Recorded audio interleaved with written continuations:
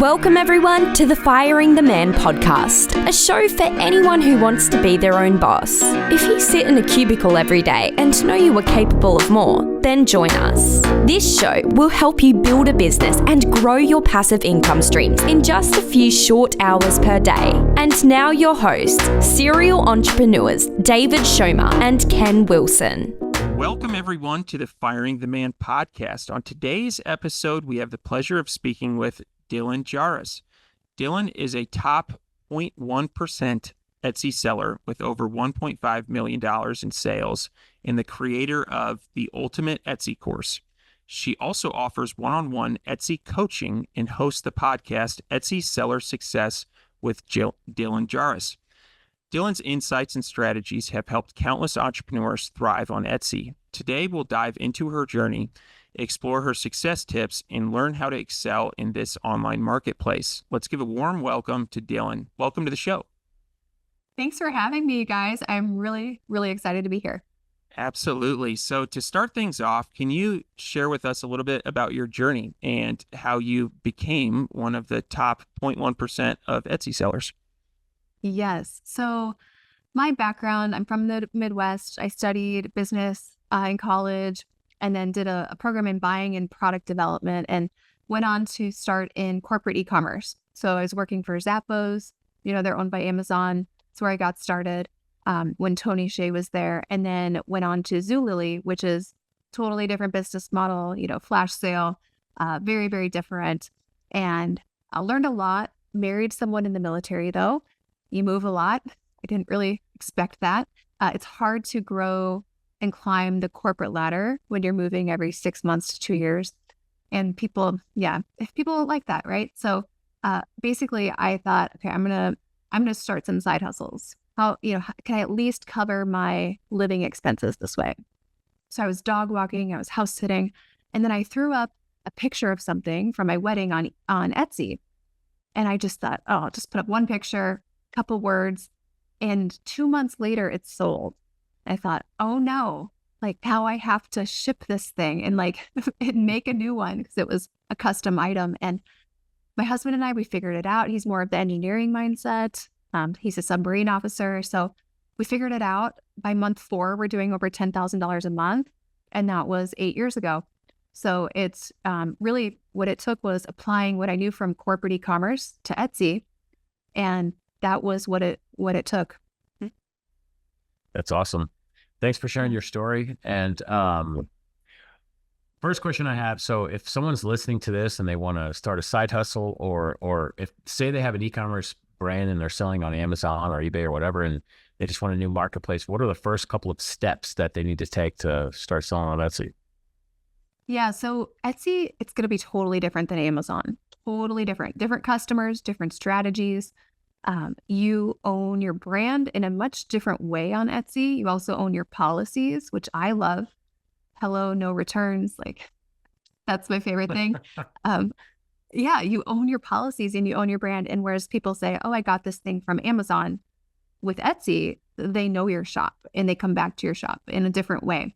Typically with Amazon, they're not looking up the seller and trying to find their shop. It can even be hard to find a seller's actual brand shop on Amazon. So Etsy, it's just totally different. I would say things you can leverage with the platform, but you want to think about this differently. You're not just thinking about product and price point. You want to think about customer. And this is because with Etsy, there's many different customers coming to Etsy. It's a lot of women, but they do shop for men. So, it's not just women's products. There's digital products, print on demand, handmade supplies. In Etsy last week or 2 weeks ago, they came out with new categories that really open up the world for new products. So a lot of opportunity on the table right now, but you want to start with your customer first with Etsy. So who you're selling to, and you can target multiple customers in the same shop. But what this is going to impact is your SEO. SEO on Etsy, totally different than Amazon, totally different than Shopify. You have to master this in order to be successful on Etsy. But once you get it down, it does become intuitive.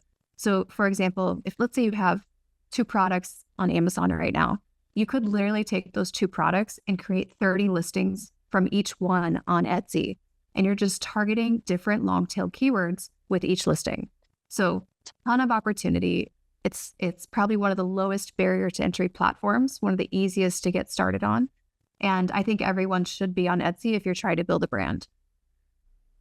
Very nice. I want to make sure I understand the one or two Amazon listings to 30 Etsy listings. So what, say we're selling a memorial plaque on Amazon. How does that, can you describe that process, what you're talking about? Yes. Yeah. So let's say you're selling a memorial plaque, and on Etsy, if you take that to Etsy, you would basically, let's say, position it for many different types of customers. So one might be, focused on SEO around cat memorial items, like people who lost their cat. One might be around dog. One might be around miscarriage or infant loss. One might be around, a gift for, let's say, your mom who lost her husband. One might be selling B2B to funeral homes. Like all of these different types of customers you can target on Etsy, different listings. I got it. Okay. I got it. I really like that. I really like that perspective. You alluded to it a little bit, but it does seem like there's a different type of shopper and a different type of product on Etsy. And so can you talk about kind of the typical customer avatar and then what types of products tend to do well there? Yes. So with Etsy, I would say the best types of products would be personalized. So personalized products, and it doesn't have to be where you're adding a name or a date or an address. It could be personalized in the sense where they're choosing the material. They're choosing if it's a wooden frame or an aluminum frame. They might be choosing the size, right? It's, an 8-inch name sign or an 8-foot name sign. So choice. Etsy customers want that choice. And that's where you can get really competitive as well. If you nail how to convert people and how to offer choice without overwhelming them with choices. I think people think, oh, I'll give them, 50 color options. Your conversion rate's going to die if you do that. So, being strategic in how you offer choice, it's a playing field. It's a competitive advantage. So giving them choices, not too many, and personalization. Etsy customers, they don't expect things the next day. Amazon, it's like Prime. What can I get tomorrow morning? Etsy, they're willing to wait, which is great. That patience and understanding. The Etsy customer also is willing to pay more for customer service, which can include speed, but it can also be communication. Sometimes Etsy customers, they will pay for that communication, that hand-holding, being involved in their purchasing process. So it's a lot of different ways that you can win, I would say, compared to Amazon. Okay. Now, what are some of the pitfalls or some of the mistakes that early Etsy sellers make?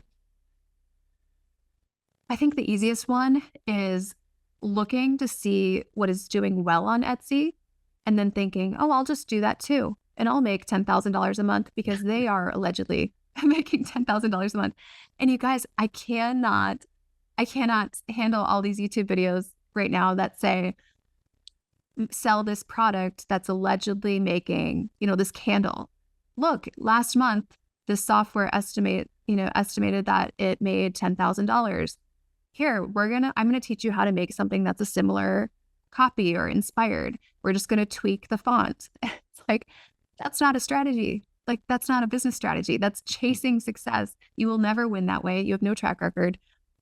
So that's one of the biggest mistakes. And I think people jump to that because it's easy. Copying something, thinking, oh, I'll just do that. I'll do what they're doing. That's not how you win on Etsy.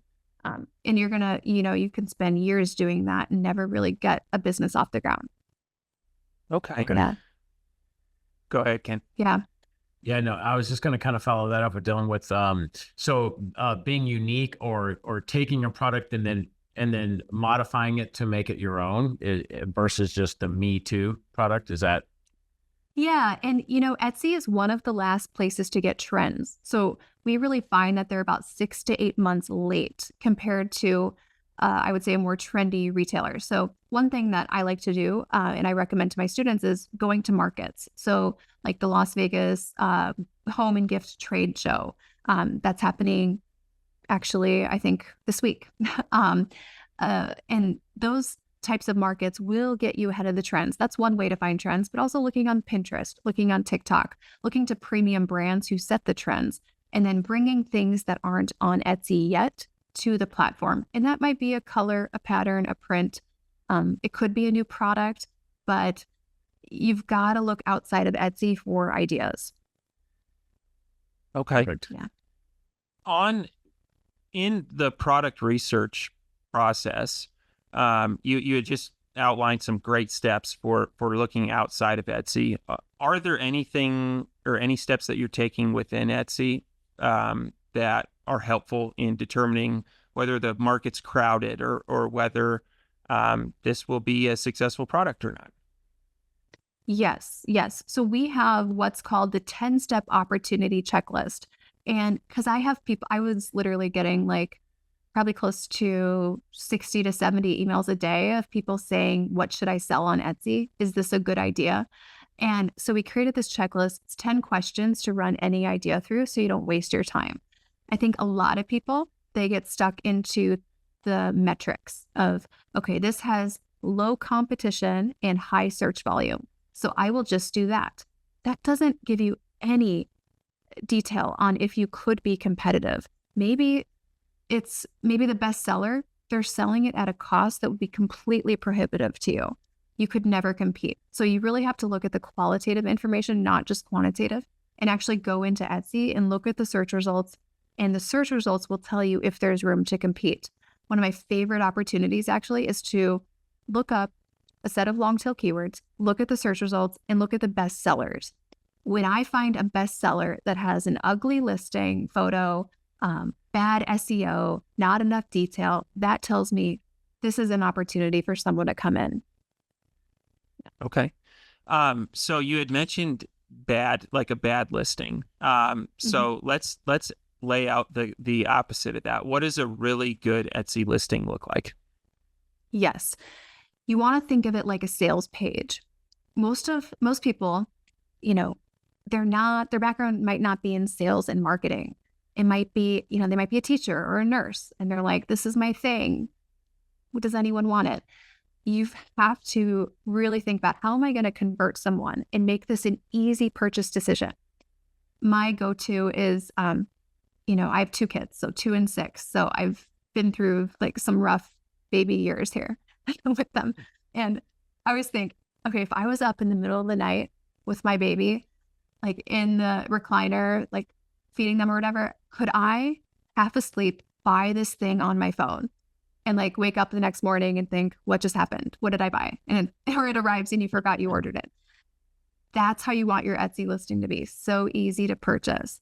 So photos, there's 10 different types of photos. You don't want to have the same photo over and over. You need that video to really fill in any gaps in information. Having not too many options, but some options. And then your description.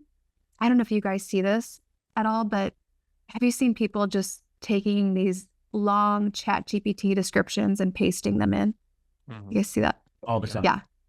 It's like a novel. You're like, no one would read that. And you're burying any information in something that's not, legible. So really think about, could a 3rd grader read this and understand and buy it? So you want to be bullet points, optimized for mobile. Most people are on their phones. People, when you're creating your listings, you're on your computer usually. So you're not thinking about mobile. Got to be thinking about mobile. Okay. Yeah. One more follow-up question, then I'm going to kick it over to Ken. Are there, in those bullet points that you just laid out in terms of what a good Etsy listing, seem really comprehensive and really good advice, are there any brands that you point your students to as, here's an example of what excellence looks like on Etsy?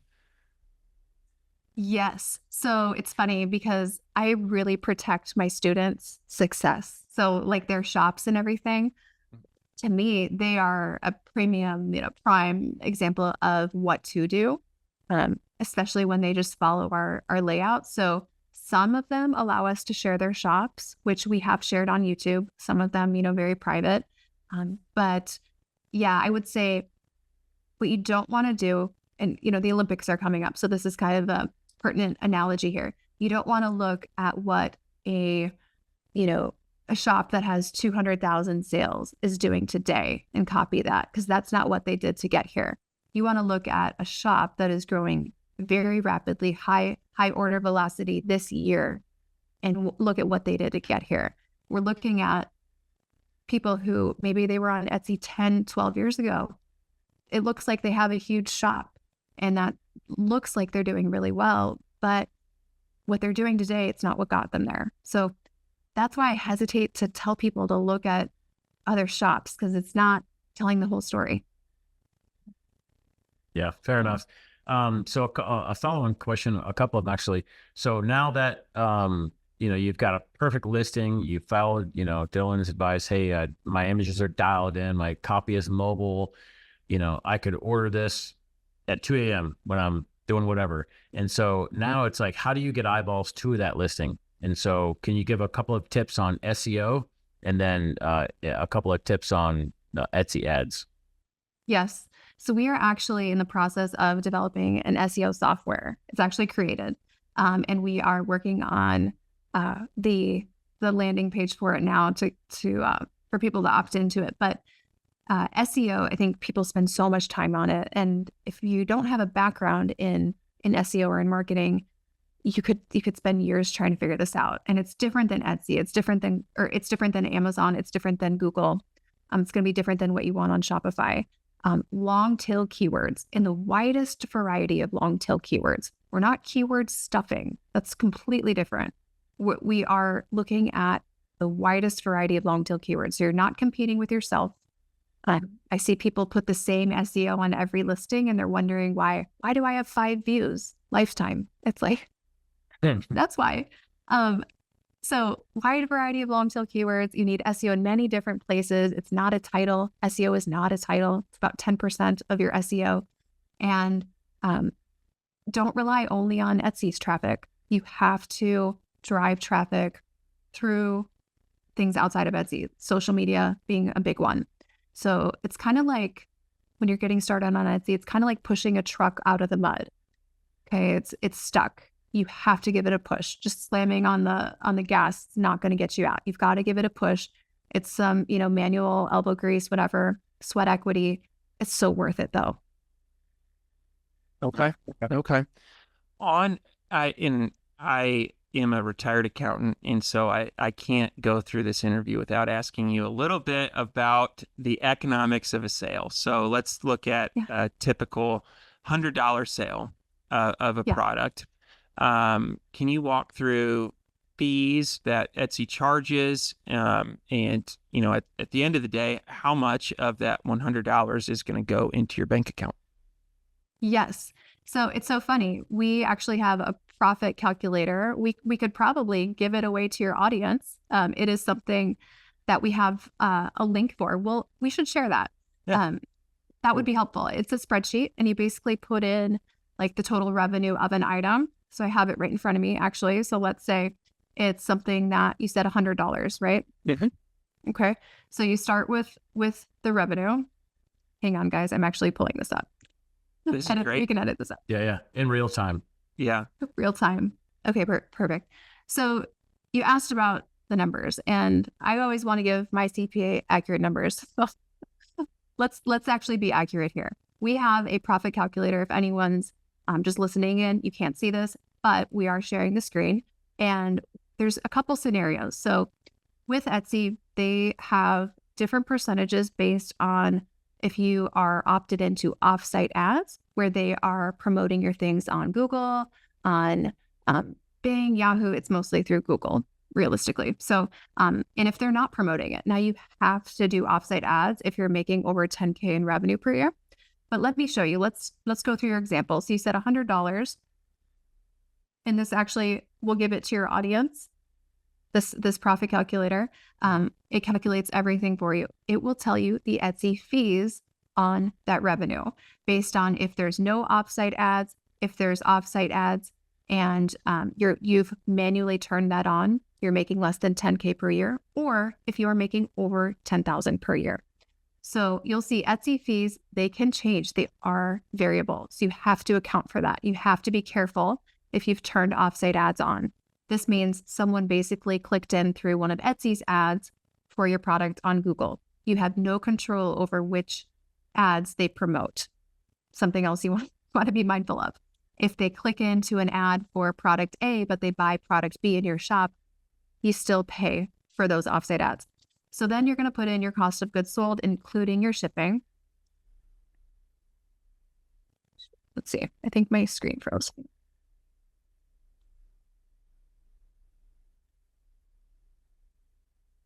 I'm an excessive tabber. You can see here.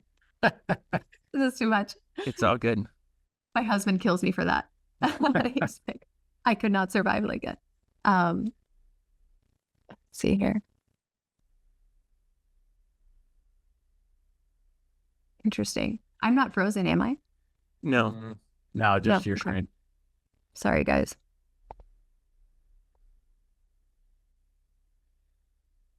There we go. Okay. So then you're going to put in your cost of goods sold. So maybe that's, $50. Your shipping is another 10. So let's say it's $60.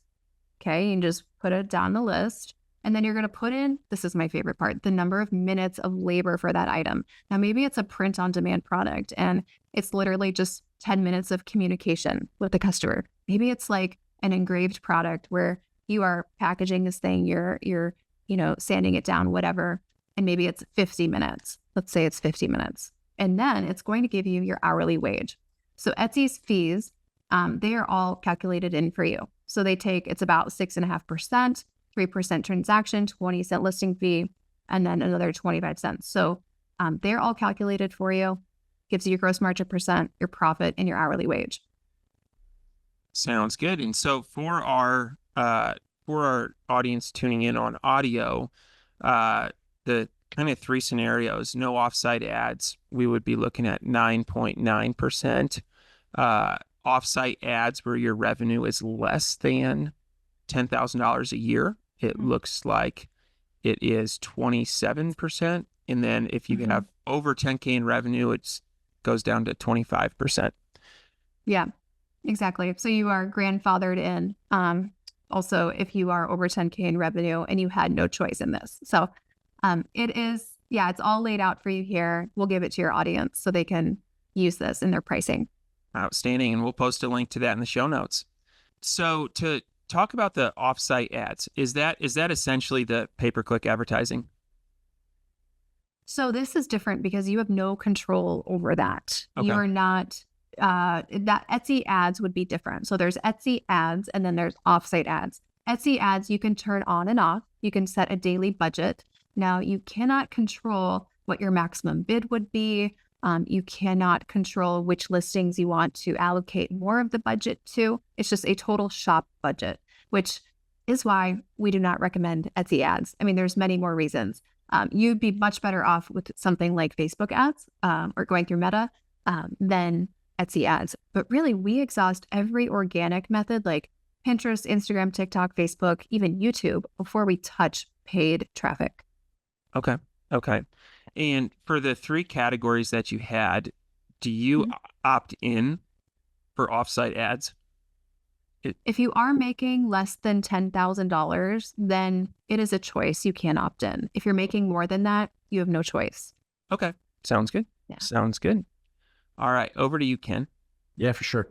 So I think we've covered quite a bit: listings, how to get them dialed in, revenue calculators. Now, say you're a student, they've got their listing dialed in, they've got a bunch of products, so how do you get them to scale? So let's say they start making sales. They're like, oh yeah, I've got a couple sales coming in.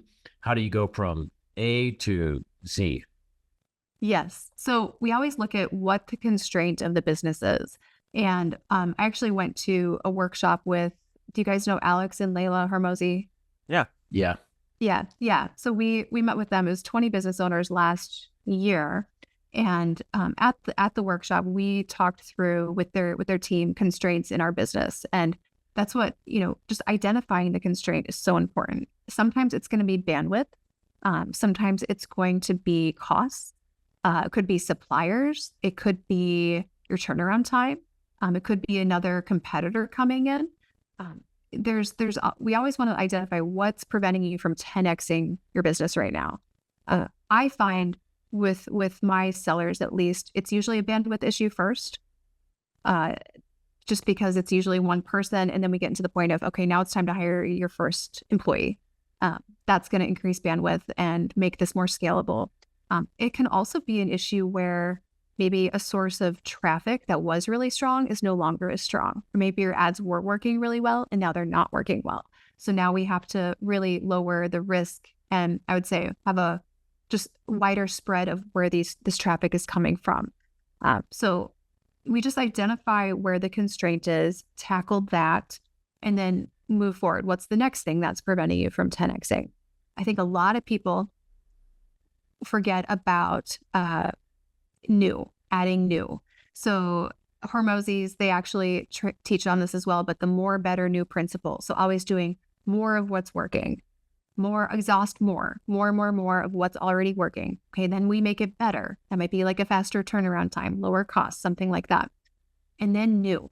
And I think a lot of people who maybe they have success in an e-commerce business, they just focus on more, better. They stay in that more, better, and they forget the new. And when I see a business where their bestseller is the same bestseller that they had 5 years ago, I know we've missed so much opportunity. And that's where we have to focus on the new again, because you get comfortable. It's new is uncomfortable, Yeah. Absolutely. So for people that maybe set up an Etsy account and added products and did not have the success that they were hoping for, what are some steps that you can take to go back and kind of revisit your listings and make sure that you're optimized? Asking for a friend. That's funny. Well, first I would ask, how old is that shop? Because if it's more than like 6 months old and you have no sales, you're probably better shutting that down and starting a new shop.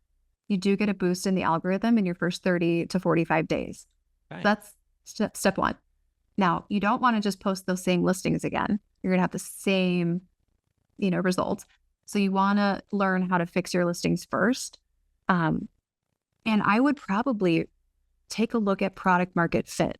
Let's say you put all your listings up correctly. You had the right SEO, the right pricing. You thought they looked great. Well, sometimes the hard truth is there wasn't product market fit. People just don't like it. It's like, your baby's not cute. No, I'm kind of kidding. But, it's like we all think our baby, our product is like the best thing ever sometimes. Like, I'm not a graphic designer, but I think this looks really good. And it's hard because, our mom says it looks good. Our spouse says it looks good. But the customer is what matters. So that's where you might need to just really start over, choose your customer first, build a product mix around them, and move in a different direction. Yep. I'll let my friend know you said so. All right, over to you, Ken. Yeah, for sure. So Dylan, can you share with us, let's chat about the Ultimate Etsy course. What inspired you to create the Ultimate Etsy course, and what can students expect to learn from it? Yeah, so the honest truth about why I started this, it's kind of weird. So my products, I made them standing up. So I was standing for like 12 to 14 hours a day making these. And I ended up getting vascular disease in my legs from standing so much.